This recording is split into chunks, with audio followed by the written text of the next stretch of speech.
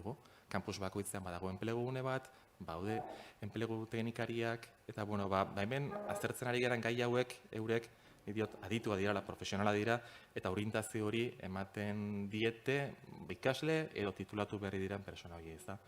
Beraz, orokorrean esan da, nizut arlo hori guztien inguruan, babes bat ematea eta akonpainamentu bat ematea gure zerbitzutik.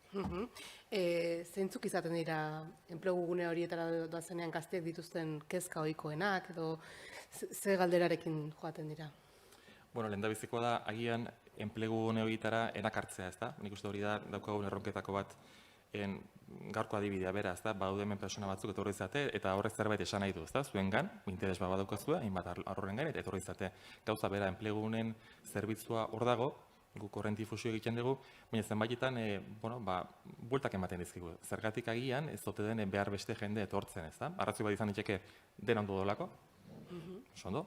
Beste bat izan ditzake agian den argi dagoelako, primeran, baina nik uste dut zenbaitetan dela kezkagatik edo beldurra ere esango nuke agian, ez da? Hau da, joten manaiz enplegune batera, aurrean dagoen pertsona horrek alderak egingo dizkit, nire burua ezagutu beharko dut, ez da? Eta agian nire burua ezagutzerakoan, onartu beharko dut, bat jodala gabezia batzuk. Ikasketan atletik oso ondo, beira, matrikula ditut eta oso ondo dijoak gradua, baina agian enpresa arloan sartzerakoan uste dut utxune batzuk izan ditzeak dela. Orduan, gerturatzen diren lehendabizikoa da pixka bat aterrizaje hori, ez da? Aterrizaje eta gero, begitzea lehendabiziko zirriburruak kurrikuluma izan daiteken, amizorren beste dokumentua, bera.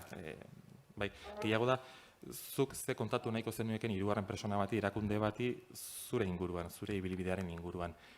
Eta gero saiatzen gera baita ere, empatizatzen, ez da? Berak buruan ditun ideia horiek bideratzen, nolabait. Zerbaitetan zalantza izaten da, eskeztak izar egin.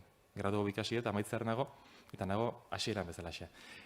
Esan dezakete, gradu ikasiet, eta ez zai gustatu. Eta ez dela egin nahi honetan, orduan, zein berdet. Pentsazte gara ze dilema dira, ez da? Eta beste bat izan ditzeke, gradu ikasiet, eta jauzi egin nahi dut, baina jauzi altu horietako bat, orduan nondi jo beharko nuke. Orduan, segur eta zein den abia puntu hori, saietzen gera, modu patxarratxuago batean, edo bestela akonpainamentu intensoago egiten, ez da? Eta akonpainamentu izan daiteke aurrez aurreko saio egiten, orientatzaileekin, izan daiteke baita ere zenbait elkarrizketa tara gonbidatzea pertsona biek, edo enpresa batzuen gana gerturatzea, izan daiteke baita ere ekitaldiagian publikotara eramatea, elkara ezagutu araztea. Beraz, guk halako zalantza guztiei saiatzen gara ematen pista batzuk, ez da? Gure lana ez da matxinoiek egitea, gure lana ez da zuk hau dakazu eta hau emango izugu, eta kitxo, baizik eta da jarriko izkizu eskura tresna batzuk, tresna horien nola funtzionatzen duten parte batean kontatuko dizugu, beste azuk esperimentatu beharko ez du, eta gogoarin badaukazu, bagizu salto. Eta orduan, bagian, batzuk enplegu konkretu batera iritsiko dira, eta beste batzuk gutxienez esperientzia hortan zerbait ikasi dute. Eta agian norbaiti baleko diargitzeko, beste zerbait ikasi behar duela, edo jarraitu behar duela, lehen aipatzen zena ez da, birziklatzen eta beste ikasketa batzuekin aurrera egiten. Ze, bere afizioa, ofizio bihurtzeko beste zerbait falta zaio. Orduan, gulan hau da, pixka bat erraminta jartzea eta argi egitea bide horretan.